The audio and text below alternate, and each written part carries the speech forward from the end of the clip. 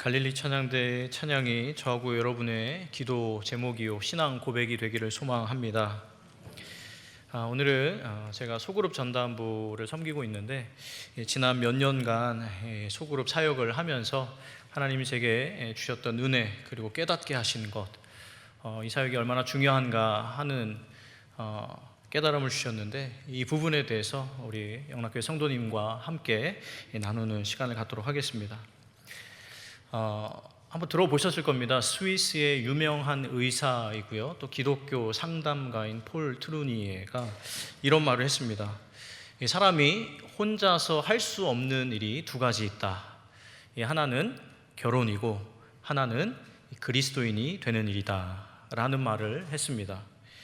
우리 모두는요, 누군가와 만나야만 결혼을 하고 또 가정을 이룰 수 있고, 또 우리는 누군가를 통해서 복음을 들어야지만 교회의 일원, 그리스도인이 될 수 있다라는 의미입니다. 다시 말해서 가정과 교회는 타인과의 관계 속에서만 가능하다라는 뜻인데, 잘 아시는 것처럼 이 가정과 교회는 하나님께서 직접 제정하신 공동체이기 때문에 우리 세상의 가장 본질적인 공동체다라고 말할 수 있겠습니다. 그러면 왜 하나님께서 직접 이 가정과 교회라는 공동체를 직접 제정하셨는가 하는 것은, 우리가 믿는 하나님이 어떤 하나님인가 생각할 때 그 안에 답이 있습니다. 성경에는요, 하나님을 설명하는 이 다양한 은유와 비유들이 기록이 되어 있습니다. 그런데 이 성경에 정확하게 표현되어 있지는 않지만, 우리가 알고 있는 단어 중에 우리가 믿는 하나님, 성경 속의 하나님, 기독교의 하나님을 가장 정확하게 표현하고 있는 단어가 하나 있습니다. 혹시 어떤 단어인지 아시겠습니까? 이 교리적인 용어인데 바로 삼위일체라는 단어입니다.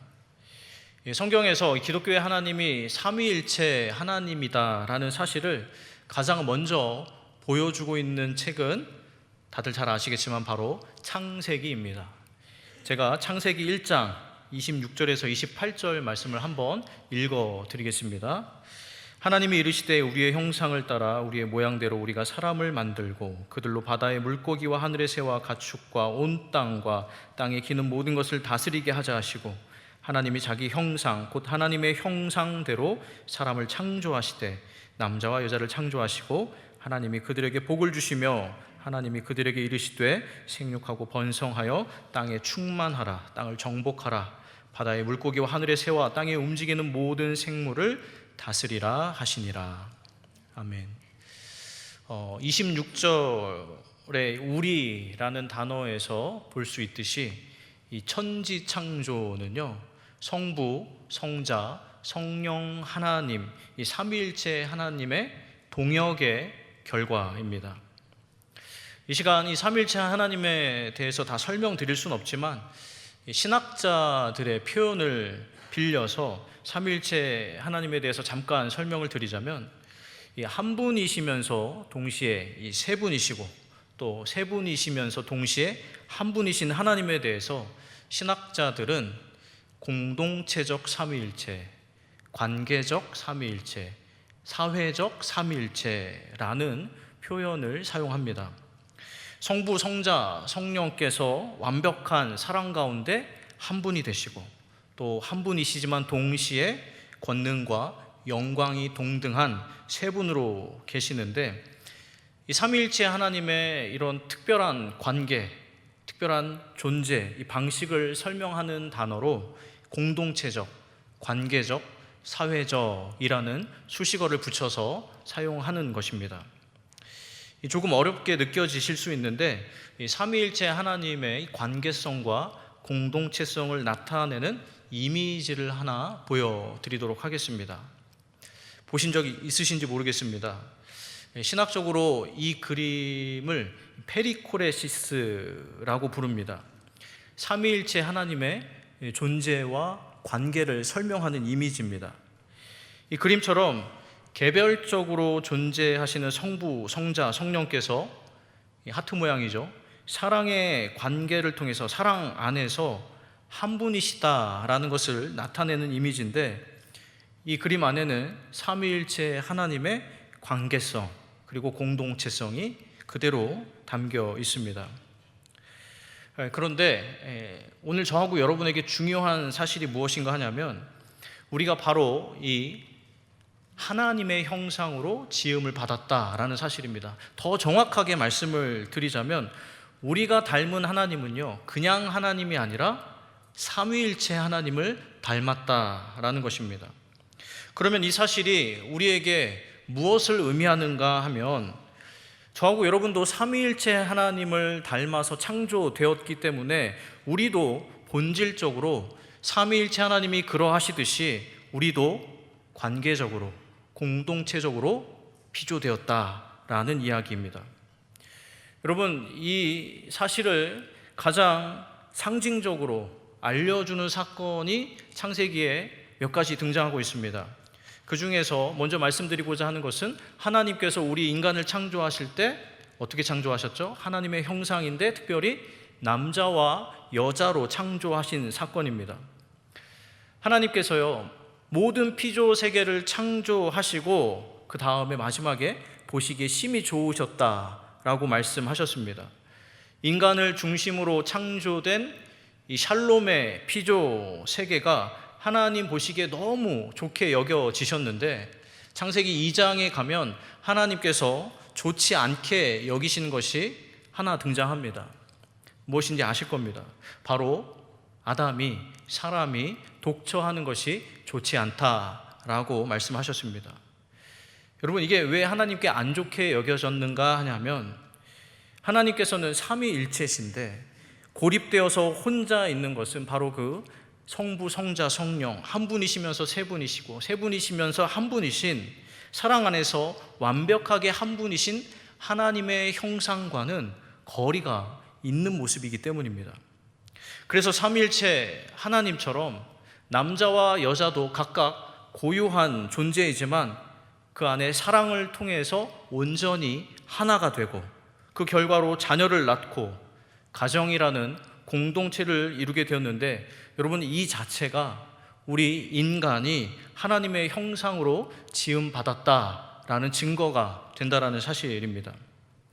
그리고 여러분, 창세기 그 2장에요, 우리가 하나님을 닮아서 관계적이고 공동체적으로 지음받았다라는 또 다른 증거가 나오는데, 아담이 혼자 있는 것이 좋지 못하다 여기신 하나님께서 하나님 피조하신, 창조하신 모든 생물들을 아담에게 데리고 오시는데, 그때 아담이 한 일이 있습니다. 무슨 일을 하죠? 맞습니다. 모든 피조물들의 이름을 지어주는 일을 하게 됩니다.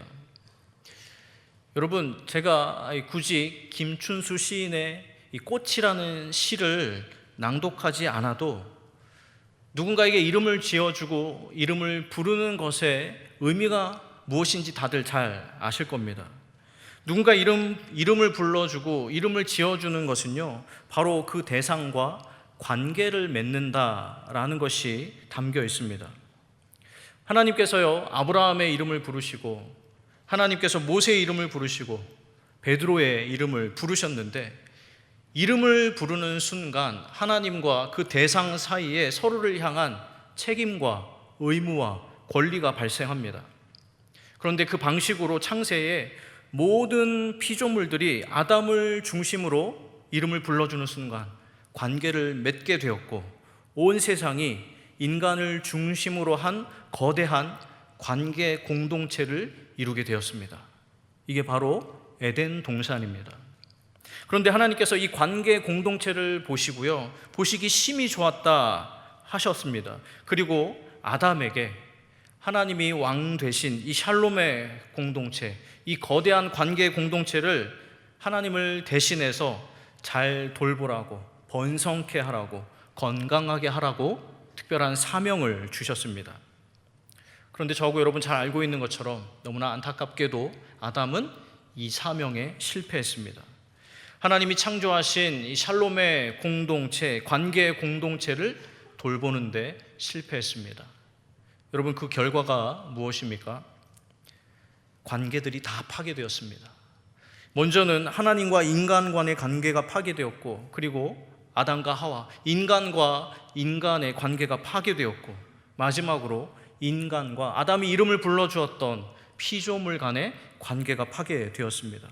그리고 이 관계들이 다 파괴된 결과로 하나님이 보시기에 심히 좋았다라고 하셨던 에덴 동산 공동체가 파괴가 되었습니다. 그래서 하나님께서는요, 이 파괴된 관계, 파괴된 공동체를 회복시키기 위해서 특단의 대책을 마련하셨습니다. 무엇인지 아시겠습니까? 이 특단의 대책을 역사 가운데 이루셨는데 그 사건이 바로 성자 예수 그리스도의 십자가와 부활 사건입니다. 그래서 이 예수 그리스도의 십자가와 부활을 통해서 태초에 아담이 무너뜨린, 망가뜨린 하나님과 우리의 관계를 회복시켜 주시고, 그 관계를 중심으로 모든 인간 관계를 회복시켜 주셨습니다. 유대인과 이방인, 주인과 종, 서로 원수되었던 이들이 십자가와 부활의 복음 안에서 함께 하나님을 아버지라 부르며 형제, 자매가 되게 해주신 것입니다. 즉 십자가와 부활의 복음으로 먼저는 하나님과 죄인 사이에 있는 장벽을 무너뜨려 주셨고, 둘째는 하나님을 아버지라고 고백하는 모든 이들을 인종, 성별, 계급, 신분 모든 것이 다를지라도 복음의 능력으로 사람과 사람 사이의 장벽을 허무시사 예수 그리스도 안에서 한 형제, 자매가 되게 해주신 겁니다. 그렇게 예수를 그리스도로 고백하는, 구주로 고백하는 모든 사람들은요, 성부 하나님을 아버지라고 부르면서 형제 자매가 되어서 거대한 가족 공동체를 이루게 해주셨는데, 여러분, 이것을 가장 상징적이고 또 실제적으로 보여주는 신앙의 모습이 하나 있습니다. 우리도 교회에서 정기적으로 하고 있는 건데 혹시 뭔지 아시겠습니까? 성만찬입니다. 성만찬. 여러분, 이 가족을 다른 말로 뭐라고 합니까, 우리가? 네, 맞습니다. 식구라고 합니다. 함께 먹는 사람들이죠. 성만찬은요, 우리가 성자 예수 그리스도의 피와 살을 함께 먹음으로 성부 하나님을 한 아버지로 고백하는 한 식구가 되었다라는 의미입니다. 모든 그리스도인들이요, 예수 그리스도 안에서 한 가족이 되었다라는 뜻입니다. 예수 그리스도의 그 보혈의 공로로 우리는 하나님과의 관계가 회복되어서 하나님 앞으로 담대히 나아갈 수 있게 되었고, 또 하나님의 은혜에 힘입어서 나와는 너무나 다른 누군가를 위해서 기도하고 사랑하고 용서할 수 있게 되었습니다.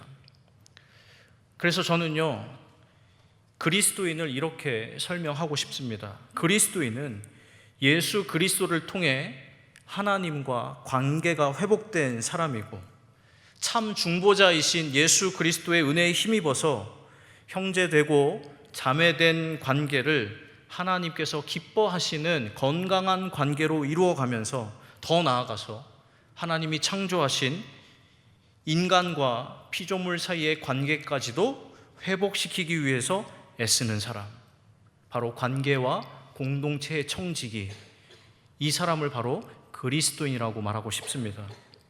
그러면 여러분, 교회는 어떤 곳입니까?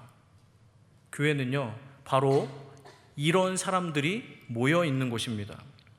하나님께서 예수 그리스도의 그 고귀한 생명을 희생하심으로 회복시켜 주신 하나님과 인간의 관계, 인간과 인간의 관계, 인간과 피조물의 관계를 소중하게 여기고, 그 관계가 더 풍성해질 수 있도록, 더 건강해질 수 있도록 관계를 돌보고 공동체를 돌보는 사람들의 모임, 이것이 바로 교회입니다. 여러분, 제가 방금 말씀드린 이 내용을요, 조금 다른 방식으로 너무나 정확하게 설명하고 기록하고 있는 신약의 본문이 한 곳 있습니다. 고린도 후서 5장 17절부터 19절 말씀인데요, 이 말씀은 우리 자막을 보시면서 함께 읽어보도록 하겠습니다. 함께 읽습니다. 시작. 그런즉 누구든지 그리스도 안에 있으면 새로운 피조물이라. 이전 것은 지나갔으니 보라, 새 것이 되었도다. 모든 것이 하나님께로서 났으며 그가 그리스도로 말미암아 우리를 자기와 화목하게 하시고 또 우리에게 화목하게 하는 직분을 주셨으니 곧 하나님께서 그리스도 안에 계시사 세상을 자기와 화목하게 하시며 그들의 죄를 그들에게 돌리지 아니하시고 화목하게 하는 말씀을 우리에게 부탁하셨느니라. 아멘. 여러분, 화목이라는 단어 잘 아실 겁니다. 화목이 뭡니까? 화목은요, 관계를 돈독하게 하는 겁니다. 서로 사랑하고 우애하고 배려하고 돌봐주는 관계가 화목한 관계입니다. 그런데 우리 주님이 바로 하나님과 우리 사이를 화목하게 해주시는 분이고, 저하고 여러분에게도 그 직분을, 그 역할을, 그 사명을 맡겨주셨다라는 겁니다. 따라서 모든 그리스도인들은 서로가 서로를 도와서 서로가 더 하나님께 가까워지도록 도와야 하는 책임이 있습니다. 그리고 또 서로 돕고 사랑하고 권면하고 기도해야 하는, 인간과 인간끼리도 더 건강한 관계 속에서 가까워지게 만들어줘야 하는 책임이 있습니다. 삼위일체 하나님을 닮아서 관계와 공동체가 더 건강해지도록 해야 하는 책임이 있는데, 바로 이것이 그리스도인들에게 맡겨주신 화목의 직분입니다. 그런데 여러분, 너무나 안타까운 것이 우리에게는 서로가 하나님과 가까워지도록 해야 하는 그 역할이 주어졌는데, 하나님과 가까워지게 만드는 것은 고사하고 하나님에게서 멀어지게 만드는 일들, 그리고 서로에게서 멀어지게 만드는 일들이 끊임없이 있습니다. 여러분, 믿지 않는 사람들에게서 상처받게 되면요, 그냥 욕하고 속으로 욕하면 끝이 납니다. 믿지 않는 사람들에게 배신당하면요, 세상에 이런 일도 있지 하고 안 보게 되면 시간 지나면서 잊혀지기 마련입니다. 그런데 여러분, 같은 공동체 안에서, 특별히 신앙 공동체 안에서 예수 믿는 사람에게 상처받고 예수 믿는 사람에게 배신당하고 예수 믿는 사람 때문에 실망하게 되면 어떻게 되는지 아십니까? 하나님과 멀어지게 됩니다. 심하게는 하나님을 떠나는 일도 일어나게 됩니다. 교회 공동체를 떠나서 신앙을 저버리는 사람들도 있게 됩니다. 의도했던 안 했던 하나님과 그 사람 사이의 관계를 망가뜨리는 겁니다. 하나님이 그토록 중요하게 여기시는 공동체를 깨뜨리게 되는 일이 우리 인생 가운데 실제로 있다라는 겁니다. 여러분, 이제 말씀 한 군데를 더 보기 원하는데, 이 말씀을 저하고 여러분 두렵고 떨리는 말씀으로 같이 받기를 원합니다. 우리 마태복음 18장 5절에서 7절 그리고 12절에서 14절 말씀을 우리 같이 한번 읽어보겠습니다. 시작. 또 누구든지 내 이름으로 이런 어린아이 하나를 영접하면 곧 나를 영접함이니, 누구든지 나를 믿는 이 작은 자 중 하나를 실족하게 하면 차라리 연자 맷돌이 그 목에 달려서 깊은 바다에 빠뜨려지는 것이 나으니라. 실족하게 하는 일들이 있음으로 말미암아 세상에 화가 있도다. 실족하게 하는 일이 없을 수는 없으나 실족하게 하는 그 사람에게는 화가 있도다. 너희 생각에는 어떠하냐? 만일 어떤 사람이 양 100마리가 있는데 그 중에 하나가 길을 잃었으면 그 99마리를 산에 두고 가서 길 잃은 양을 찾지 않겠느냐? 진실로 너희에게 이르노니 만일 찾으면 길을 잃지 아니한 99마리보다 이것을 더 기뻐하리라.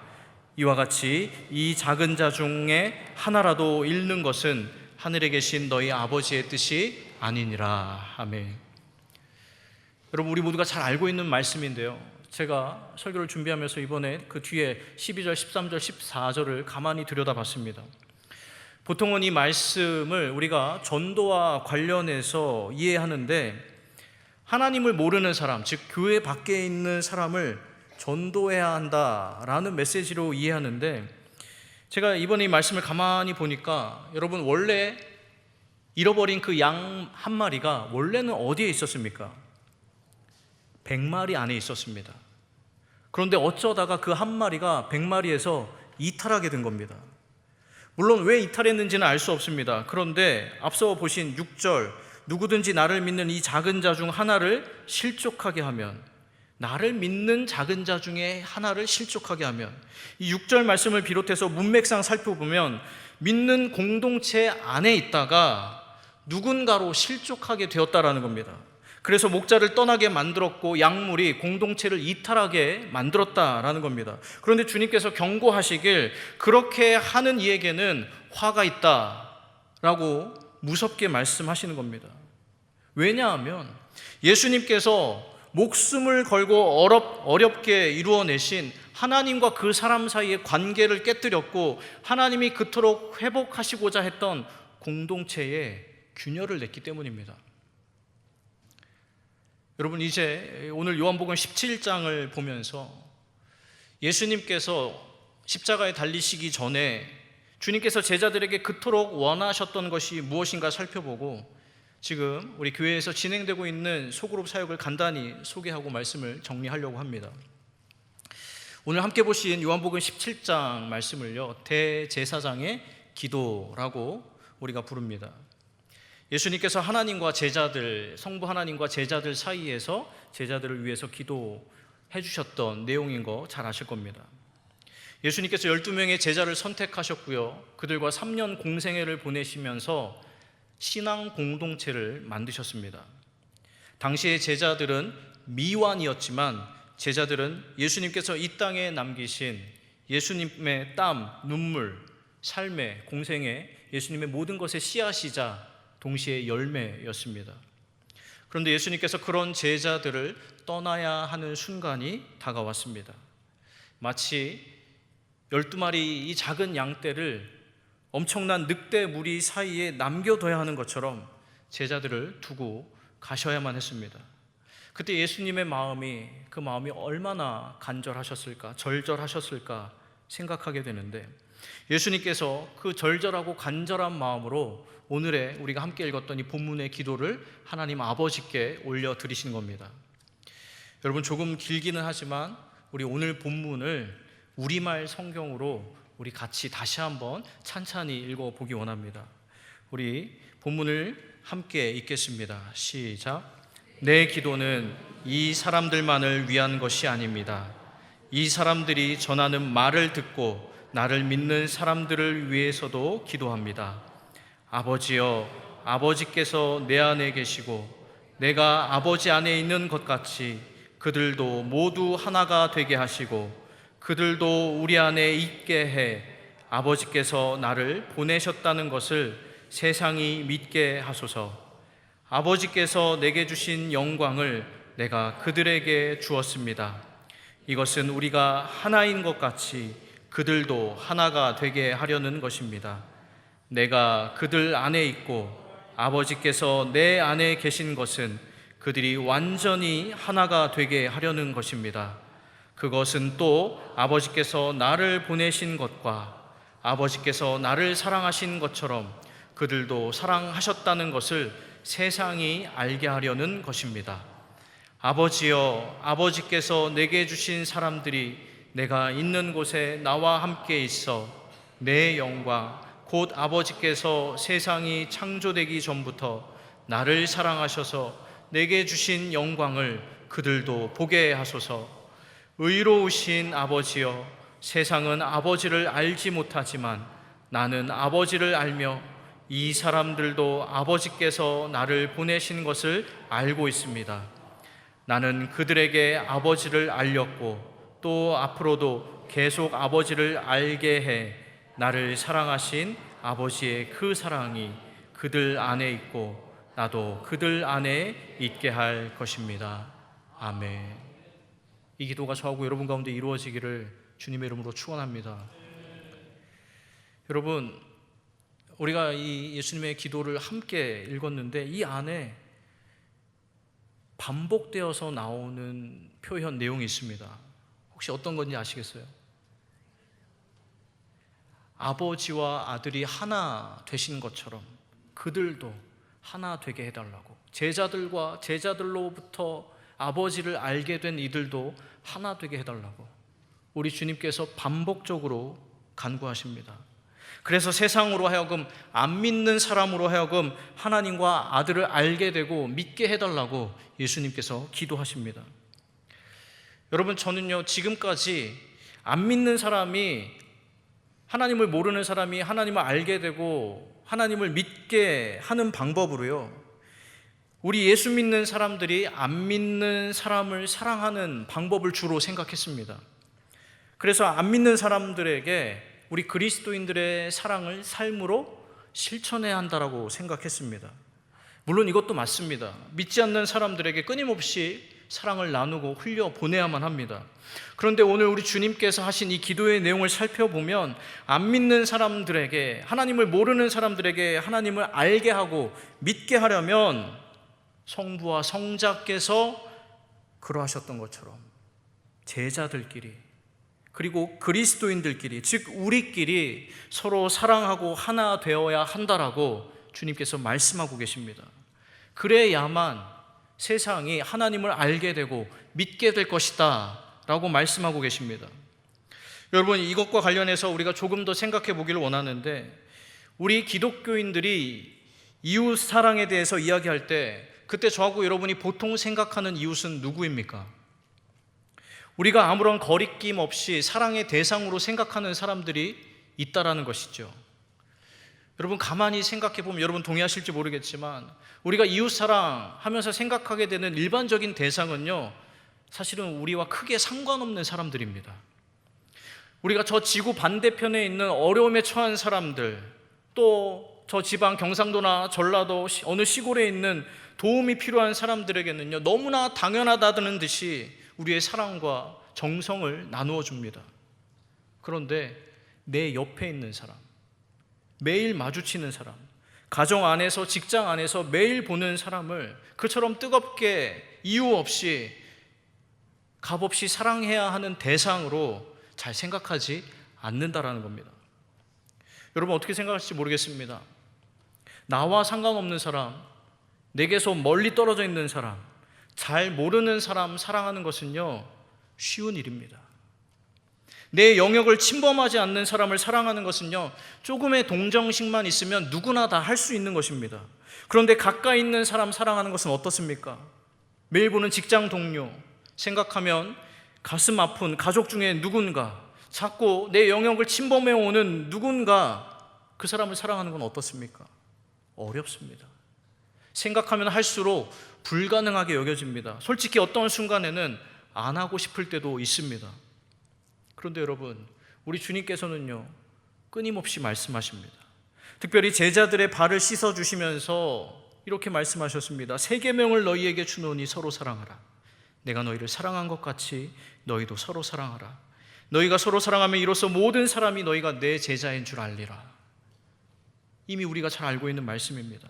이 세족식과 최후의 만찬의 자리에서 우리 주님께서 서로 사랑하라고 말씀하셨는데, 그 사랑의 대상이 1차적으로 누구입니까? 제자들끼리입니다. 그리스도인들끼리입니다. 예수를 그리스도로 따르기로 결정한 사람들입니다. 요한복음 13장에서 예수님께서 자기 사람을 사랑하시되 끝까지 사랑하셨다라고 하시고요, 이후에 세족식을 베풀어 주셨는데, 여러분, 그 안에 누가 포함되어 있습니까?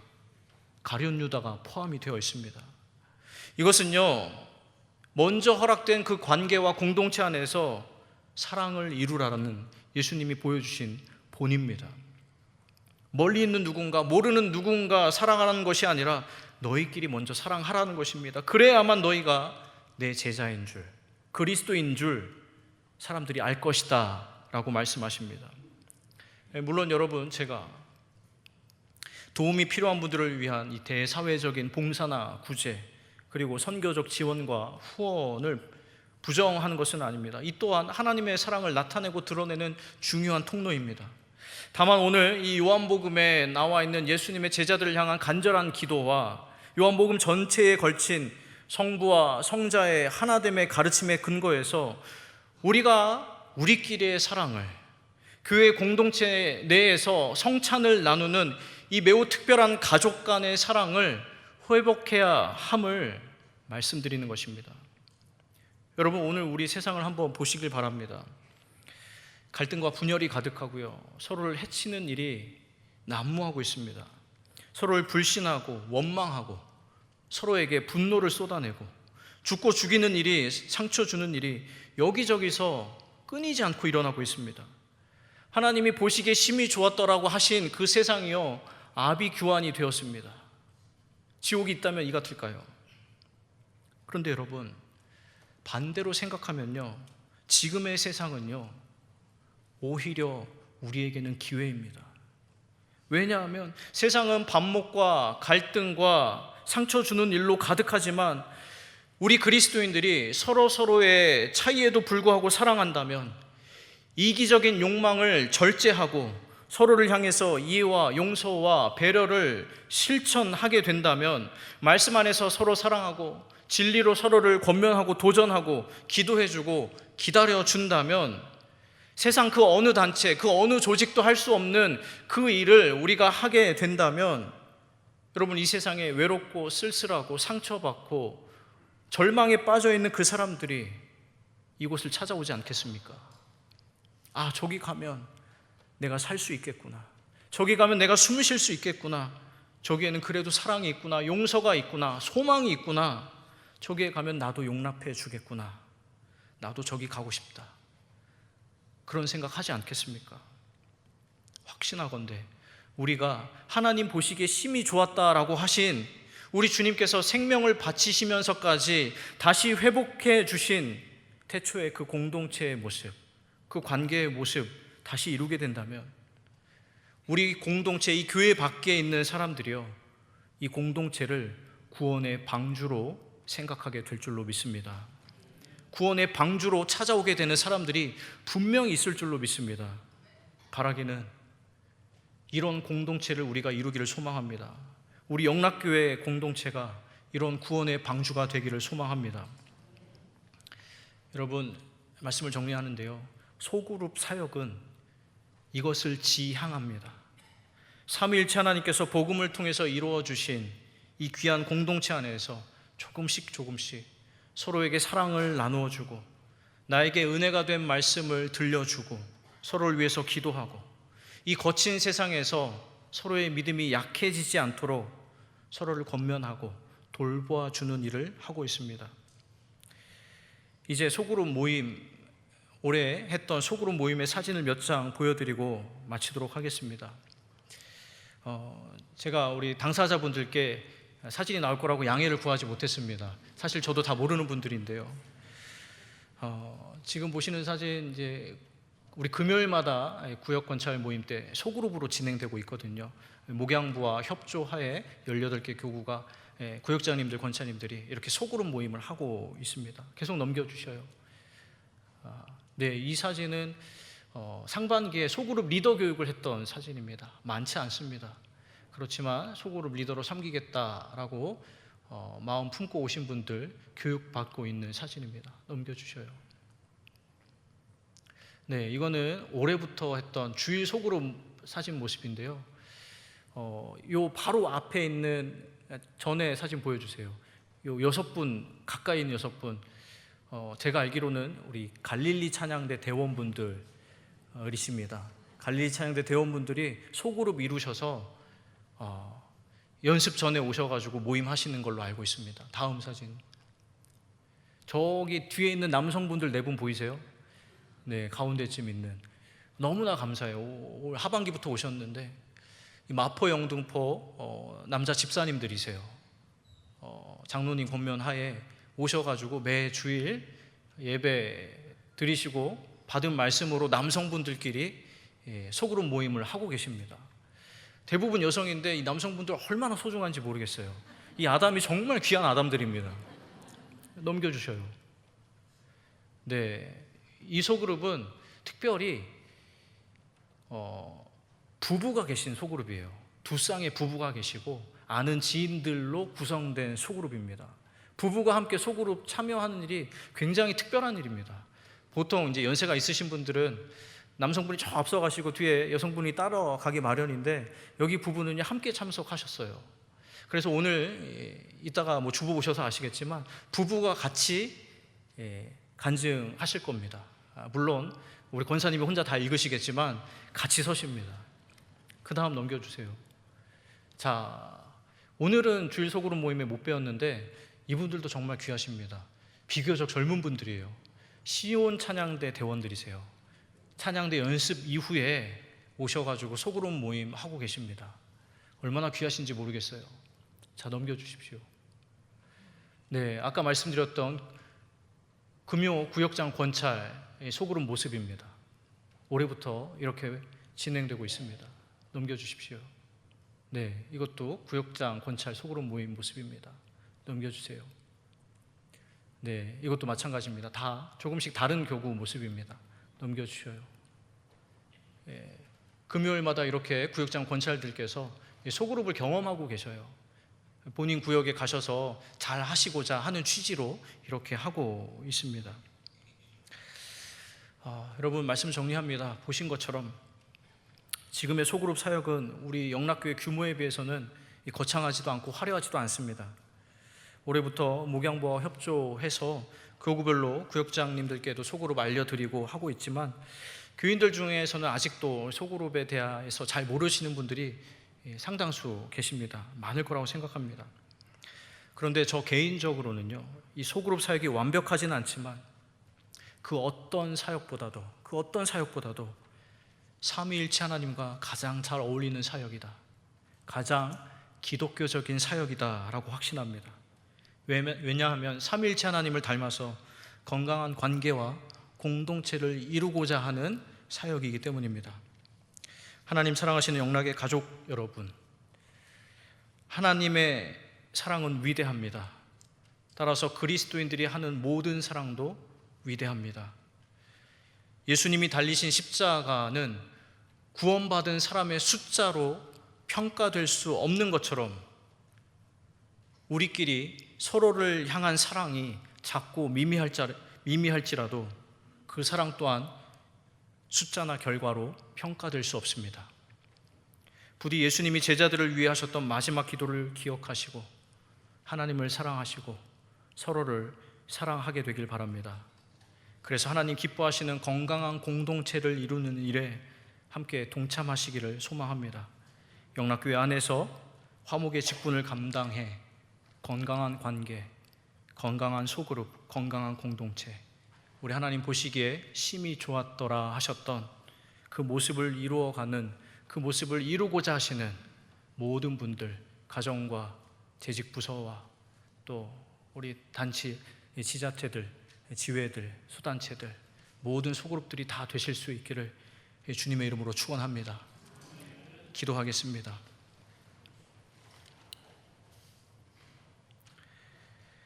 삼위일체 하나님, 저희를 하나님의 형상으로 창조해 주셨습니다.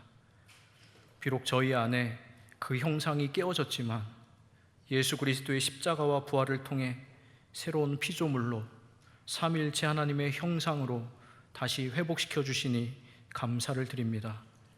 이제는 그 십자가의 사랑과 부활의 능력을 통해서 저희에게 허락된 모든 관계와 저희가 속한 공동체를, 특별히 가정과 교회를 삼위일체 하나님의 형상으로 빚어가기를 결단하며 삼위일체 하나님의 이 사역에 동참하게 하여 주시옵소서. 저희의 말이 우리 자신과 각 사람을 하나님과 가까워지게 하는 말이 되게 하시고, 저희의 행동이 신앙 공동체를 신앙 공동체답게 건강하게 하고 유익하게 하며 하나님의 나라의 모습을 이루는데 쓰임이 되게 하여 주시옵소서. 제자들의 하나됨을 그토록 바라셨던 주님의 그 간절한 기도가 저희 영락교회 공동체와 성도들에게도 이루어지게 하여 주시옵소서. 이 모든 것 기꺼이 저희와 하나 되고자 저희를 찾아오신 사랑의 주님, 우리 구주 예수 그리스도의 이름으로 기도드립니다. 아멘.